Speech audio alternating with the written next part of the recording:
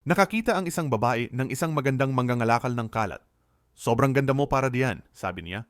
Halika, may mga designer clothes ako sa boutique. Ibenta mo, yayaman ka.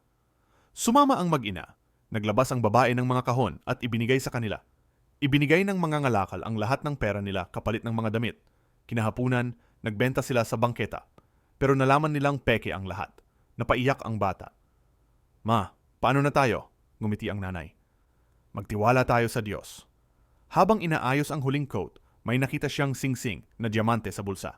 Sa kabilang banda, nagwawala ang mayamang asawa ng babae. Nasaan ang coat ko? May diamante ron. Umamin ang babae. Binigay ko sa mga ngalakal. Akala ko walang kwenta. Nagmamadali silang hanapin ang mag-ina. Pagdating nila, may mahalagang bagay sa mga damit. Sigaw ng babae. Kalma ang mga ngalakal. Pasensya na, nabenta ko na lahat. Nang lulugo-lugo na sila, iniabot niya ang diamante. Pero hindi ko itinapon ang pag-asa na iyo. Napaiyak ang lalaki. Anak mo siya? Oo, siya lang ang meron ako. Tinutulan ng fiancé ang pagbibigay gantimpala, kaya hinarap siya ng lalaki.